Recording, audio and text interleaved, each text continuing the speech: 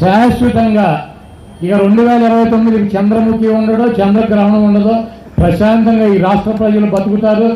చంద్రబాబు నాయుడు ఢిల్లీ వెళ్తే అక్కడ మోడీ గారు అమిత్ షాని అపాయింట్మెంట్ అడిగి వెళ్ళాడు.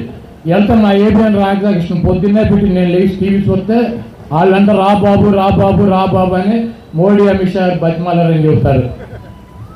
ఎవరిని అవసరమైతే చంద్రబాబు నాయుడు కాళ్ళు పట్టుకుంటాడు. అబద్ధం ఆడటానికి వెనకాడు, మోసం చేయటానికి వెనకాడు. అధికారం వచ్చినాక సెక్రటేరియట్ దేవాలయం లాంటిది, మీరు ఎందుకు వచ్చారు ఇక్కడికి, లోపలికి ఎవరు రానిచ్చారని చెప్పి ఆ రోజు నాయి బ్రాహ్మణులు అడిగాడు.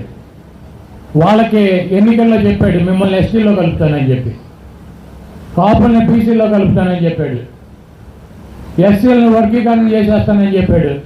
కులాల మధ్య చిచ్చులు పెడతాను, వీళ్ళని దాంట్లో కలుపుతా దీంట్లో కలుపుతా, మన చేతిలో లేని దాన్ని కూడా ఈయన ఉన్నట్టు సృష్టించి కులాల మధ్య, మతాల మధ్య, ప్రాంతాల మధ్య తగాదా పెట్టి, విద్వేషాలు పెట్టి లబ్ధి పొందాలని చెప్పి ప్రయత్నిస్తాడు.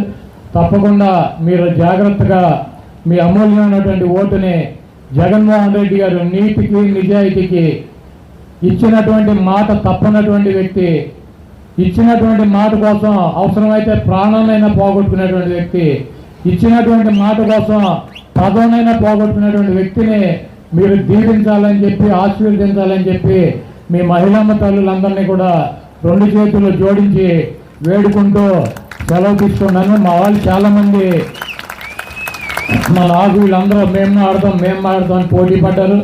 అయితే మహిళా తల్లుల సహనాన్ని పరీక్షించలేము. పాపం 1.5-2 గంటలైంది, ఇంటికి వెళ్ళాలి, పిల్లలు ఉంటారు, కుటుంబాలు ఉంటాయి. వద్దులే తర్వాత ఎప్పుడన్నా మాట్లాడదామని చెప్పి మైక్ నేను తీసుకోవడం జరిగింది. ఈ సభావేదిక మీద మాట్లాడటానికి అవకాశం రానాళ్ళు క్షమించమని చెప్పి వాళ్ళ తరఫున అడుగుతూ అందరూ కూడా టిఫిన్ చేసి వెళ్ళాలని చెప్పి మిమ్మల్ని మనస్ఫూర్తిగా కోరుకుంటూ ఈ చెక్కు కార్యక్రమంలో పాల్గొన్నాం. మరేమన్నా మీ ఎమ్మెల్యే ఏం చేస్తున్నాడు అని అడిగా. మా ఎమ్మెల్యే గురించి ఎందుకులే తల్లి అన్నాడు. లేదన్నా చెప్పు అన్నా. చెప్పు అంటే ఆయన ఏమన్నాడు, ఇక్కడ ఎమ్మెల్యే మంత్రి అయ్యాడు తల్లి, రోడ్లు భవనాలు శాఖకు మంత్రి కూడా అట, కానీ రోడ్లు మాత్రం చాలా అధ్వానంగా ఉంటాయమ్మా.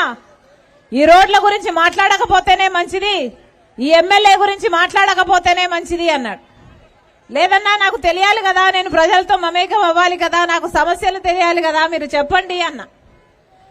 మా ఎమ్మెల్యే ఆయన చెప్పడం నా మాట కాదు, మా ఎమ్మెల్యే అన్ని దందాలు చేస్తాడు తల్లి. ఇసుక దందా అయితే యథేచ్ఛగా చేస్తాడు, ఇసుక మాఫియాకు రాజా ఈ రాజా.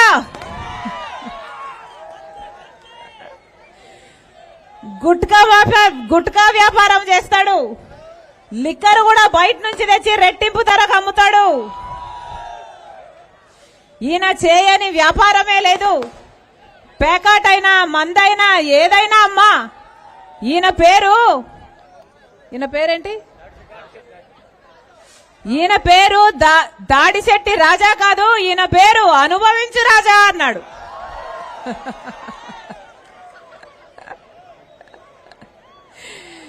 నవ్వి ఊరుకున్నా. ఎలా ఉందన్నా మీరు చెప్పండి, మీ నియోజకవర్గం ఎలా ఉంది? ఎలా ఉంది?